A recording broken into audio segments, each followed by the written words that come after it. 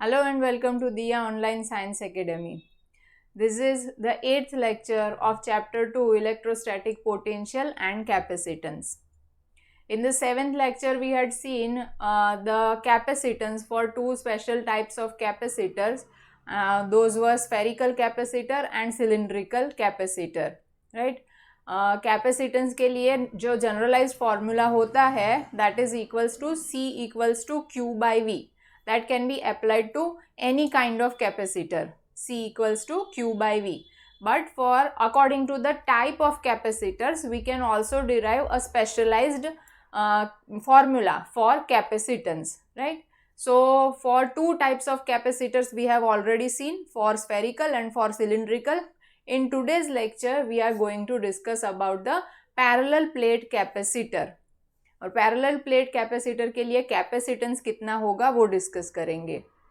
And later half में इसी lecture के अंदर हम डिस्कस करेंगे कि if dielectric some other material has been inserted between two plates of capacitor then what will be the effect of the presence of that dielectric on electric field, on potential, and especially on the capacitance, right? So let us begin with the derivation of capacitance for parallel plate capacitor. Capacitance of parallel plate capacitor.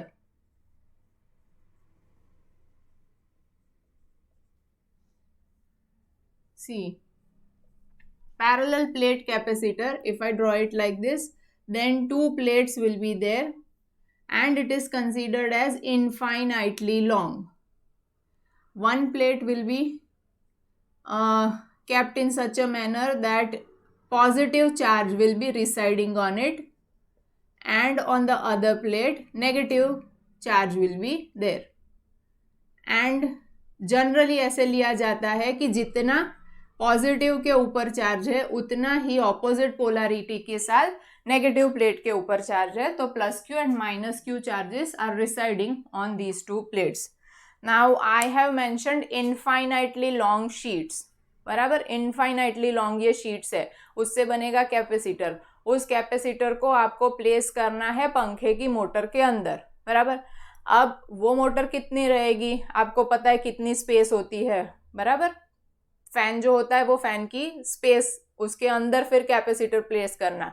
तो अब उसके अंदर infinitely long जो capacitor होता है उसकी sheets बहुत लंबी हो तो वो तो उसके अंदर कैसे माउंट करेंगे. So infinitely that is a relative term. आगे के प्रीवियस जो चैप्टर था उसके लेक्चर्स के अंदर डिस्कस किया है हमने कि infinite is a relative term, बराबर. यहाँ पर अगर मैं कोई एक छोटी सी एंट रख देती हूँ, छोटे सा एक पार्टिकल, उसकी कंपैरिजन में this board is infinitely long, बराबर. तो वो एक रिलेटिव टर्म हो गया. क्या हमारी रिस्पेक्ट में ये है इनफाइनाइटली लार्ज? नहीं है ना, बराबर. बट रिलेटिवली अगर हम लोग देखें किसी स्मॉल के एस्पेक्ट में तो ये जो चीज़ है वो इनफाइनाइटली लार्ज हमें दिखेगी. तो ये प्लेट जो है वो किसके रिस्पेक्ट में इनफाइनाइटली लार्ज दिखेगी, इसका एरिया जो है वो किसके रिस्पेक्ट में, तो वो इनके बीच के डिस्टेंस के रिस्पेक्ट में. डिस्टेंस बिटवीन टू प्लेट्स जो होगी वो बहुत ही कम होगी as compared to the area. तो इसको हम लोग बोलेंगे infinitely large plates. Moreover मैंने यहाँ पर रेक्टेंगुलर प्लेट्स जो है ना वो ड्रॉ करके दी है. तो ये ज़रूरी नहीं है कि प्लेट्स जो होगी वो रेक्टेंगुलर ही होगी, वो सर्कुलर भी हो सकती है, किसी भी शेप की वो दो प्लेट्स हो सकती है, बराबर. बट जनरली हम लोग उसको रिप्रेजेंट करने के टाइम पर रेक्टेंगुलर शीट है ऐसे शो करते हैं. तो यहाँ पर रेक्टेंगुलर प्लेट्स ली. तो ये इंपॉर्टेंट टर्म है, इसमें डी जो होगा वो ए की कंपैरिजन में काफ़ी स्मॉल रखा होगा. अभी अगर हम लोग ले लेते हैं, मैं जो ये प्लेट्स है इनको ऐसे शो कर देती हूँ कि ये एक प्लेट और ये दूसरी plate, right. Positive charge is residing on one plate and negative charge, negatively charged plate, ये दूसरी प्लेट हो गई. Plus Q and minus Q. Plus Q है तो इस प्लेट की जो चार्ज डेंसिटी होगी मैं उसको सिग्मा बोल सकती हूँ, पॉजिटिव सिग्मा, एंड इसकी चार्ज डेंसिटी होगी वो नेगेटिव सिग्मा बोल सकते हैं हम लोग। तो ये मैंने यहाँ पर रिप्रेजेंट कर दिया। नाउ अगर यहाँ से ये जो है वो एक इलेक्ट्रिक फील्ड जनरेट करने के काबिल हो जाएगा, यहाँ पर पॉजिटिव चार्ज है, इधर नेगेटिव चार्ज है, तो इलेक्ट्रिक फील्ड कैसे जनरेट हुआ होगा, पॉजिटिव टू नेगेटिव, बराबर, इस डायरेक्शन में होगा electric field.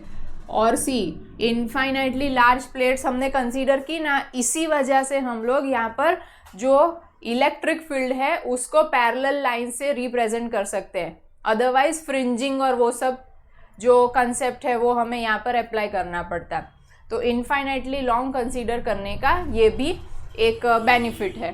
So electric field जो है जो यहाँ पर प्रिवेल कर रहा है वो मान लो कि ये E0 जितना है, बराबर, E0 जितना इलेक्ट्रिक फील्ड बना।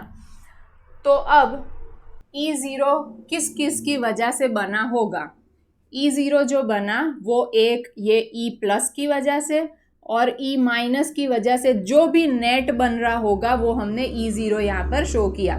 Now due to positive charge की वजह से इलेक्ट्रिक फील्ड कहाँ पर होगा, आउटवर्ड, राइट। तो ये आउटवर्ड मैंने यहाँ पर शो कर दिया E plus, and E minus negative वाला होगा वो टूवर्ड्स इट, तो ये भी इस तरफ आया, दोनों की डायरेक्शन एक है।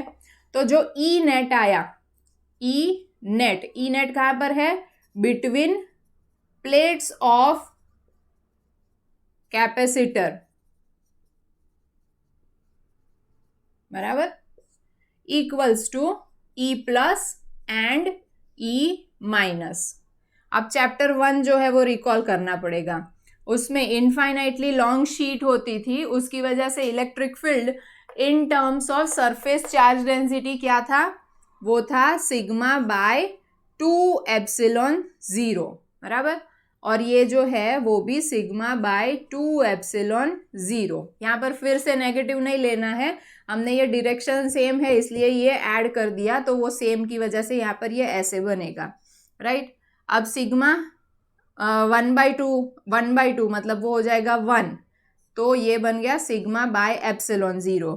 सो ये E नेट जो है, E0 बोले या E नेट बोले, बराबर, ये दोनों जो भी हम लोग बोले उसकी वैल्यू अभी आ गई मेरे पास sigma by epsilon 0। Moreover what will be the electric field in the outer regions, इस रीजन में और इस रीजन में क्या होगा, तो देखो इलेक्ट्रिक फील्ड इसकी वजह से इस डायरेक्शन में, नेगेटिव वाला है तो वो नेगेटिव वाला इस तरफ होगा, तो यहाँ पर इलेक्ट्रिक फील्ड जो है वो ऑपोजिट डायरेक्शन में sigma by 2 epsilon 0 minus sigma by 2 epsilon 0 0 हो जाएगा। सिमिलरली इस रीजन के अंदर यहाँ पर पॉजिटिव की वजह से इसको मैं एक्सटेंड करूँ तो इलेक्ट्रिक फील्ड इस तरफ, नेगेटिव है उसकी वजह से इलेक्ट्रिक फील्ड टूवर्ड्स इट, तो इधर भी दोनों इलेक्ट्रिक फील्ड जो है वो ऑपोजिट टू ईच अदर है, and value sigma by 2 epsilon 0, तो दोनों डिडक्ट करके हो जाएगा माइनस माइनस, सेम मतलब दिस माइनस दिस, तो 0 हो जाएगा। तो मैं यहाँ पर रीजन के नाम दे देती हूँ, रीजन 1 एंड रीजन 2, फिर उनका साइमल्टेनियसली लिख देती हूँ।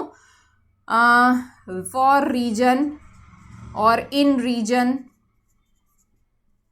1 एंड 2 क्या हो जाएगा, E equals to sigma by 2 epsilon 0 minus sigma by 2 epsilon 0 equals to 0.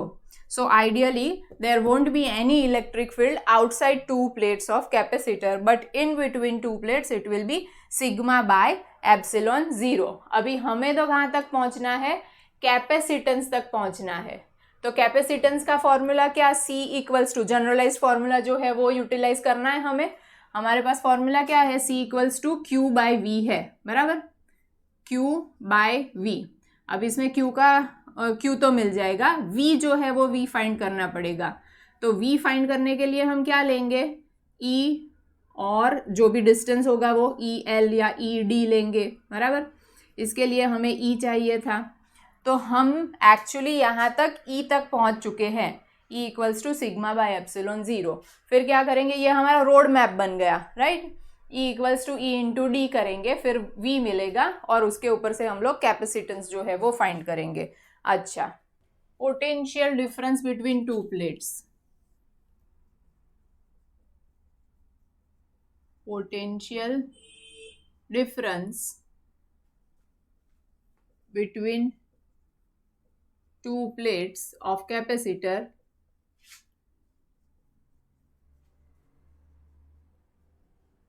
V equals to E into D.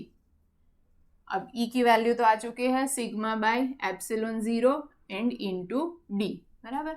Sigma की जगह पर और हम लोग प्लेस कर सकते हैं Q बाय ए, बिकॉज हमें एरिया इतना है ये पता है, तो Q by A epsilon 0 into D, right, because sigma equals to Q by A and here because E equals to sigma by epsilon 0, right.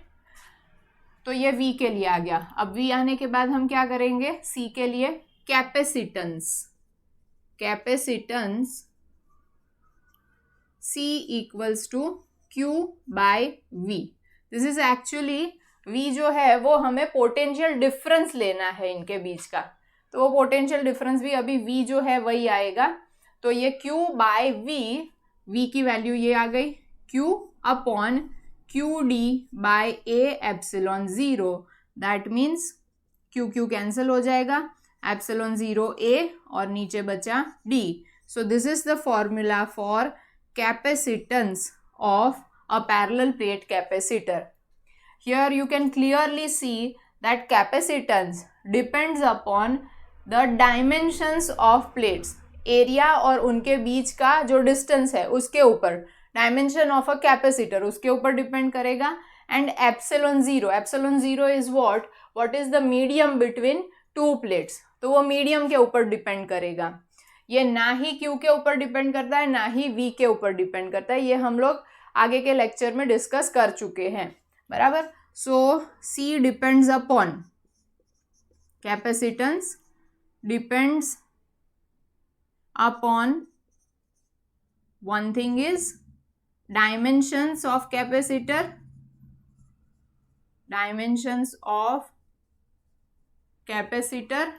and medium between two plates,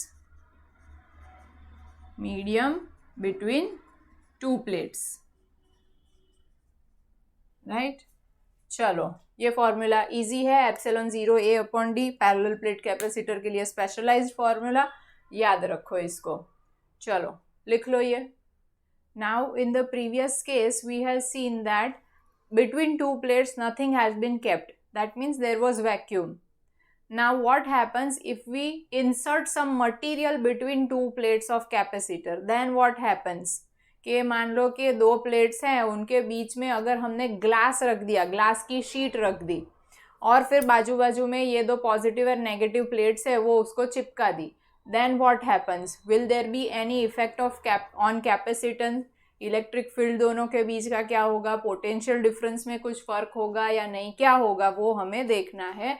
so let us take the topic as capacitance with dielectric, capacitor with dielectric.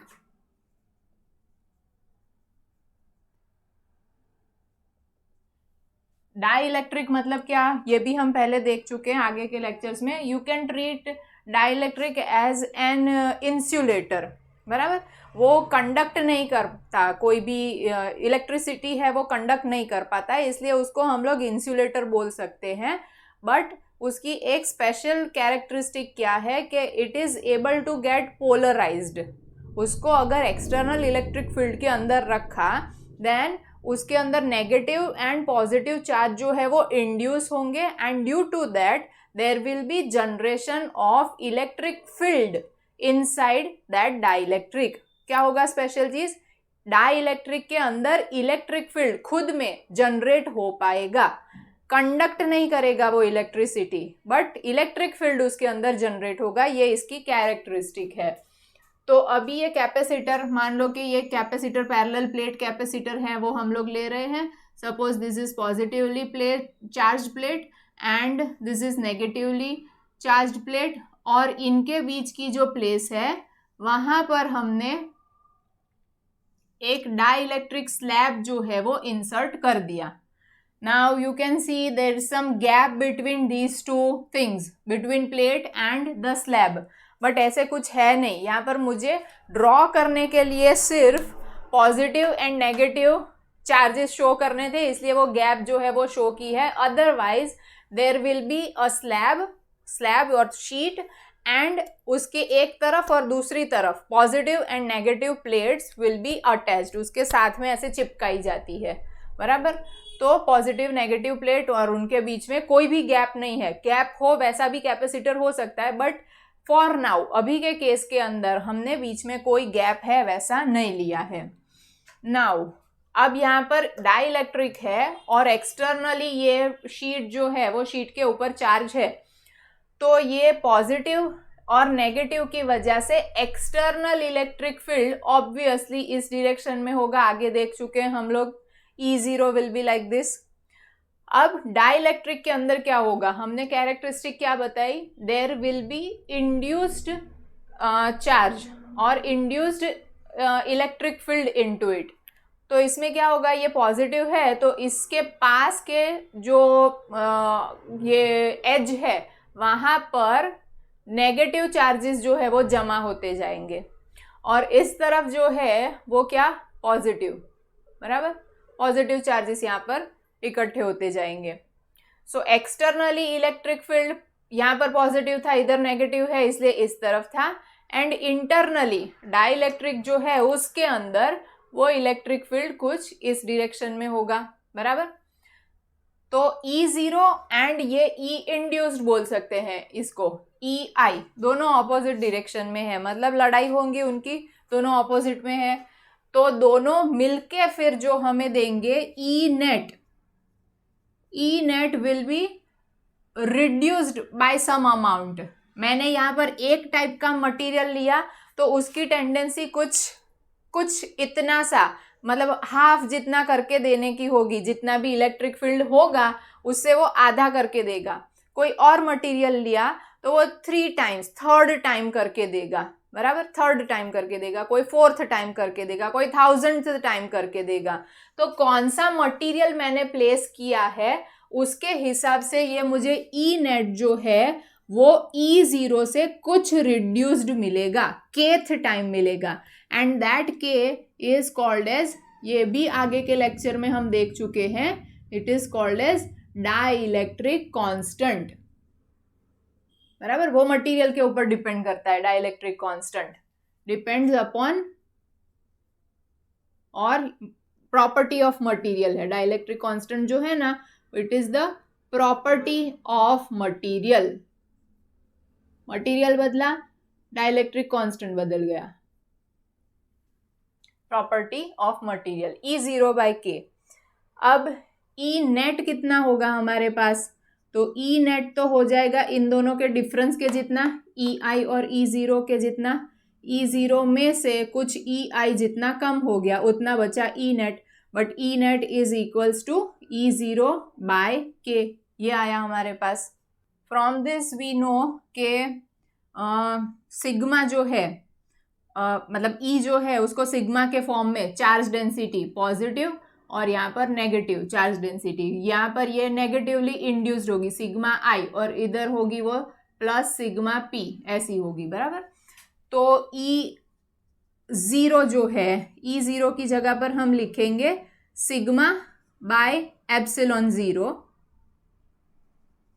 और EI जो है वहाँ पर sigma I by epsilon 0 equals to E0 की जगह पर again sigma by epsilon 0 और K है तो K भी लिखा. बराबर. Epsilon 0 will get cancelled out. Sigma जो है वो सिग्मा यहाँ पर बचा, और इधर सिग्मा वाले टर्म्स एक तरफ अगर हम लोग ले तो sigma minus sigma by K equals to sigma I. Therefore sigma I equals to sigma into 1 minus 1 upon K. बराबर. E कितना हो जाएगा, E हो जाता है kth times.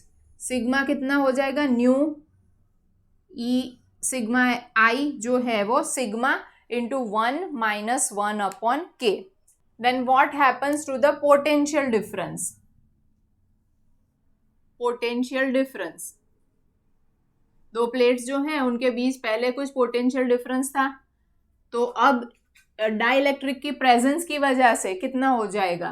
Potential difference between two plates, तो V इक्वल्स टू ED होता है. जब E0 था तब ये हमें V0 मिलता है. अब जब ये न्यू E नेट आ गया, E नेट कितना है? तो E नेट की वैल्यू है E0 by K into D. ये हमें कुछ न्यू V मिलेगा, बराबर. तो E0 इंटू D तो क्या है? V है, V0 है. E0 इंटू D की जगह पर क्या प्लेस करते हैं? V0. तो V0 बाई K. तो न्यू जो पोटेंशियल होगा वो पोटेंशियल भी kth टाइम्स हो जाएगा. E है वो भी kth टाइम्स होगा, V है वो भी kth टाइम्स होगा, एंड इंड्यूस्ड चार्ज डेंसिटी जो होगी वो सिग्मा 1 माइनस 1 अपॉन K जितनी होगी. अब यहाँ पर आप लोगों को क्वेश्चन जो है ना, वो क्वेश्चन में ऐसे देते हैं कभी कि अगर दो प्लेट्स हैं उनके बीच में अगर आपने मेटल जो है वो मेटलिक प्लेट रख दी तो क्या होता है? मतलब उसका ये K होगा वो डाइलेक्ट्रिक कांस्टेंट, उसके ऊपर से ये E जो है वो हमें न्यू E कितना होगा या न्यू पोटेंशियल या कुछ भी कैपेसिटेंस के ऊपर क्या डिफरेंस आएगा वो हमें पूछते हैं. तो मेटल के लिए क्या हो जाएगा कि मेटल के पास इसमें देखो ये EI जो होगा ना will always be less than E0 if dielectric material has been placed. जो इंसुलेटर जैसा है वो उसको अगर प्लेस किया तो, क्योंकि उसके पास पोलराइज होने के लिए सफिशिएंट फ्री इलेक्ट्रॉन्स ऐसे नहीं है. अब अगर मैंने डाइलेक्ट्रिक के बदले मेटल जो है वो मेटल इंसर्ट कर दिया तो मेटल के पास तो क्या होगा? बहुत सारे फ्री इलेक्ट्रॉन्स. तो पूरा यहाँ पर इलेक्ट्रिक फील्ड जो है ना वो इलेक्ट्रिक फील्ड यहाँ पर जितना एक्सटर्नल है उतना ही इंटरनल वो जनरेट कर पाएगा, बराबर. मोर ओवर हमें पता है कि इलेक्ट्रिक फील्ड जो कंडक्टर होता है वो कंडक्टर के इनसाइड तो E0 हो जाता है. तो E इनसाइड 0 हो जाएगा तो वो कितना रहेगा? जितना एक्सटर्नली है वही का वही रहेगा. तो E नेट और E0 जो है वो सेम हो जाएंगे. सेम कब होंगे? जब K की वैल्यू 1 होगी तब. तो मेटल के लिए K की वैल्यू 1 होती है. सेम वे में फिर आप यहाँ पर देख सकते हो, अगर मेटल के बात कर रहे हैं तो K इक्वल्स टू 1, तो 1 माइनस 1 वो 0 हो जाएगा. तो सिग्मा I इंड्यूस्ड यहाँ पर चार्ज जो है वो ऐसे भी बोल सकते हैं कि कोई नहीं है चार्ज, बराबर. तो likewise you can be asked, ऐसे क्वेश्चन जो है वो आपके लिए आ सकते हैं. फिर वैक्यूम अगर यहाँ पर बीच में हो, सॉरी एयर अगर होगा तो एयर होगी तो एयर होने की वजह से यहाँ पर K जो है उसको कभी भी आप पोलराइज नहीं कर सकते. तो पोलराइजेशन वैक्यूम अगर ले ले तो वैक्यूम का पोलराइजेशन हो नहीं पाएगा. तो ये इनफाइनाइट डाइलेक्ट्रिक कांस्टेंट उसका होगा ना वो इनफाइनाइट है, तो इनफाइनाइट हो जाएगा. तो यहाँ पर E नेट जो है वो आप लोग को अकॉर्डिंगली एंड V जो है वो भी अकॉर्डिंगली, सिग्मा जो है वो भी अकॉर्डिंगली मिलेगा, बराबर. इतना नोट करो पहले. फिर हम लोग कैपेसिटेंस के ऊपर क्या इफेक्ट आती है डाइलेक्ट्रिक की ये हम देखते हैं. ये दोनों चीजें याद रखो. सी टोटल जो चार्ज होगा ना इसके ऊपर, charge on capacitor will not get affected due to the presence of dielectric. So Q remains same, E becomes kth times, मतलब E रिड्यूस होगा. V also becomes kth times, वो भी रिड्यूस होगा. सिग्मा I जो है उसका formula ये बनेगा. अब उसके बाद हम लोग कैपेसिटेंस के ऊपर वो इंक्रीज डिक्रीज क्या होगा वो देखना है, बराबर. इतना नोट करो. So now C equals to Q by V, this thing we know. अब अगर डाइलेक्ट्रिक के साथ अगर कैपेसिटर है तो C equals to new C dash हो जाएगा हमारे पास. C dash equals to Q will not get changed but V will get changed. हमने 0 0 लिया था तो इसको 0 ही C0 बोल देती हूँ, और ये न्यू जो आएगा वो C आएगा. C equals to Q by V. Now new V equals to जो न्यू V और ओल्ड V जो था इनिशियल, उनके बीच क्या रिलेशन हमारे पास आया था? तो V equals to V0 by K. Right. So K will go in the numerator और v जो है उसकी जगह पर हम लोग लिख सकते हैं ई डी। v ज़ीरो है इसलिए ई ज़ीरो डी, यहाँ पर मैं लिख देती हूँ v equals to E into D के ऊपर से। मोर ओवर जो ई है उसकी जगह पर हम लिख सकते हैं sigma by epsilon zero. Between two plates electric field कितना हो जाएगा, sigma by epsilon zero into D. तो इधर हम लिख देते हैं E equals to sigma upon epsilon zero. फिर और आगे के सिग्मा जो है उसकी जगह पर Q बाय ए लिखेंगे into D, because sigma equals to Q by A. So Q will get cancelled out और हमारे पास क्या बचा, epsilon zero A, denominator is numerator, वो बचा, ऊपर गया ये के और डिनोमिनेटर में बचा D. But in place of epsilon zero A upon D what can we write, वो हम लोग आगे डिराइव कर चुके हैं, वो तो कैपेसिटेंस है which is not having electric dielectric between its two plates. तो बट हम लिखेंगे but C equals to C zero equals to epsilon zero A upon D. Therefore C equals to, इसकी जगह पर C ज़ीरो लिखा, C zero into K. So here you can see that by inserting a dielectric what happens, उनके बीच का capacitance जो है वो kth times हो जाएगा, कैपेसिटेंस इंक्रीज हो जाएगा, बराबर। डाइलेक्ट्रिक जो है वो 1, 2, 5,000 कुछ भी होगा, बराबर। तो ऐसे नंबर के टाइम से आपका कैपेसिटेंस उसी डायमेंशन, खाली बीच में एक कोई मटेरियल जो है वो इंसर्ट कर दो, उस मटेरियल की प्रेजेंस की वजह से आपको कैपेसिटेंस जो है वो इंक्रीज्ड मिलता है, राइट। तो आपने क्या क्या देखा यहाँ पर, इलेक्ट्रिक फील्ड था वो इलेक्ट्रिक फील्ड kth टाइम्स हो गया था, फिर V था वो भी kth टाइम्स हो गया था, सिग्मा इंड्यूस्ड जो था वो 1 - 1 अपॉन के जितना बना था, और कैपेसिटेंस था वो k टाइम्स हो गया। Q remains same, charge on the capacitor remains same. See, charge on the capacitor कभी भी ज़ीरो मत लिख के आना कि इसके ऊपर 1-2 प्लेट्स होती है, 2 प्लेट्स में से एक प्लेट के ऊपर +Q है, दूसरे के ऊपर -Q है, तो टोटल चार्ज ज़ीरो हो गया। नहीं, हम लोग उसके चार्ज कैपेसिटर जो होता है वो कैपेसिटर की प्लेट के ऊपर का चार्ज मतलब पॉजिटिव प्लेट के ऊपर कितना है वो लिखते हैं। तो खाली बीच में एक प्लेट किसी मटेरियल की रखने से Q के ऊपर तो कोई इम्पैक्ट होने वाली नहीं है, so Q is going to remain same, बराबर। तो ये जो है वो डेरिवेशन आप लिख सकते हो, बराबर। चलो नोट करो ये। Now what happens if the entire gap between two plates is not filled up with the dielectric but it is filled up with the dielectric partially, मतलब कि ये कैपेसिटर की 2 प्लेट्स ले ली और उनके बीच की जो गैप है उसमें से खाली थोड़ी सी गैप, वो गैप के अंदर कोई एक डाइलेक्ट्रिक मटेरियल जो है वो प्लेस कर दिया। यहाँ पर ये पॉजिटिव चार्ज है इसके ऊपर प्लेट के ऊपर, और दूसरी प्लेट के ऊपर नेगेटिव चार्ज है, बराबर। इसका डाइलेक्ट्रिक कांस्टेंट K है। सपोज के इसकी थिकनेस जो है वो T जितनी है, एंड डिस्टेंस बिटवीन 2 प्लेट्स तो हमने D लिया था, एरिया इसका A है, ये सारे डायमेंशंस हम देख चुके हैं।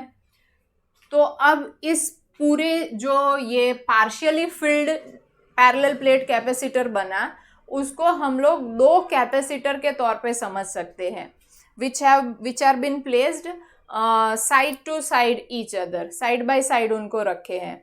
तो एक कैपेसिटर के बाजू में दूसरा कैपेसिटर, मतलब वो क्या हो गया, सीरीज हो गई, बराबर। ये एक कैपेसिटर ये बना, दूसरा कैपेसिटर ये बना, इनके बीच में क्या प्लेस किया है, इनके बीच में आपने कोई एक डाइलेक्ट्रिक सब्सटेंस प्लेस किया, इनके बीच में क्या रखा, इनके बीच में वैक्यूम रखा। तो ये दोनों जो है वो दोनों साइड बाय साइड रखे, इसलिए सीरीज कैपेसिटेंस बना। अब सीरीज के अंदर जो पोटेंशियल डिफरेंस होता है, सी पोटेंशियल डिफरेंस तो यहाँ से जो भी आगे कनेक्ट किया होगा उसके थ्रू होगा, that will get distributed among these two, series में वो डिवाइड हो जाता है अकॉर्डिंगली, बराबर। तो V जो है वो हो जाएगा V1 प्लस V2 जितना, इनके बीच का V1 इनके बीच का V2, अगर ऐसे ले ले तो V1 plus V2।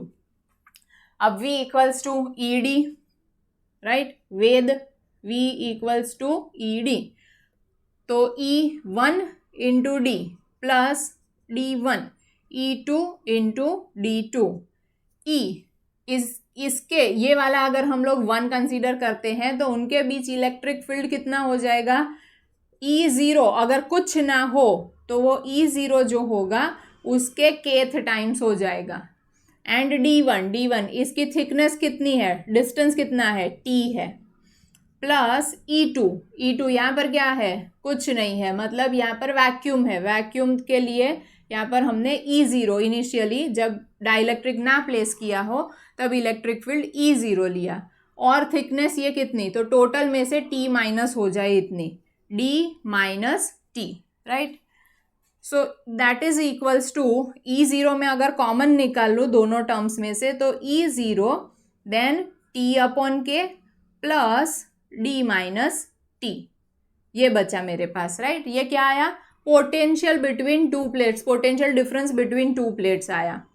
I am interested in finding out the capacitance, तो capacitance C equals to Q by V कितना आया, ये इसको प्लेस कर दे, Q बाय, यहीं पर हम लोग थोड़ी सी अरेंजमेंट कर लें, तो E0 equals to sigma by epsilon 0 and this bracket T by K plus D minus T, again sigma equals to Q by A, so epsilon 0 A T minus T by K plus D minus T, so V becomes Q by epsilon 0 A into bracket T upon K, the thickness in which the dielectric has been placed, और उसका according dielectric constant and plus D minus T, बराबर। ये चीज आई हमारे पास।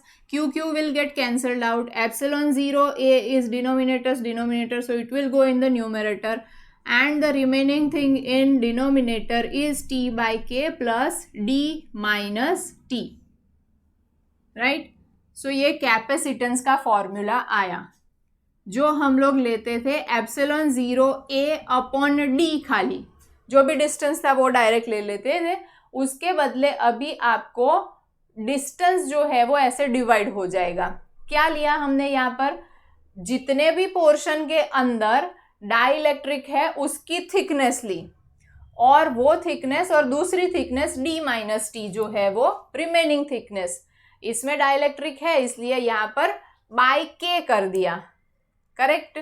तो इसके ऊपर से आप लोग कैपेसिटेंस जो है वो भी फाइंड कर सकते हो, अगर वो पार्शियली फिल्ड है तो इसमें भी आपको कैपेसिटेंस जो है वो चेंज्ड ही मिलेगा, वो इंक्रीज ही होने वाला है।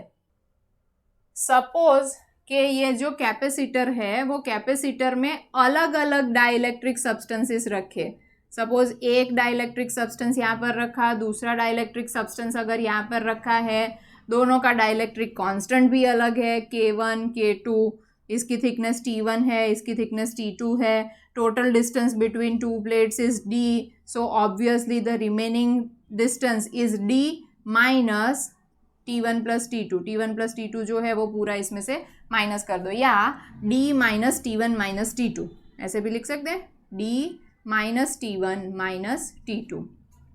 तो फॉर्मूला कैसे बनेगा कैपेसिटेंस का, so C equals to in that case epsilon 0 A upon, फिर ये T बाई K जो लिखा वो जितने भी डाइलेक्ट्रिक्स हैं वो सबके लिए लिखो T1, और इतनी थिकनेस में जितना डाइलेक्ट्रिक सब्सटेंस है उसका डाइलेक्ट्रिक कांस्टेंट, प्लस T2 और उतनी थिकनेस वाले डाइलेक्ट्रिक का डाइलेक्ट्रिक कांस्टेंट, फिर प्लस ये जो थिकनेस बची वो D minus T1 minus T2, right. ऐसे आप फाइंड कर सकते हैं। अगर थर्ड कोई है, कितने भी मटेरियल्स जो है वो डाइलेक्ट्रिक आप उसके अंदर इंसर्ट कर सकते हो, तो वो इसमें इंक्रीज होता जाएगा और जो रिमेनिंग थिकनेस है उसमें से वो माइनस करते जाना है, बराबर। तो चलो आप ये भी लिख लो। So now I hope that parallel plate capacitor and its capacitance is clear to you. So we will come to the end of this lecture, and in the next lecture we will see the combination of capacitors.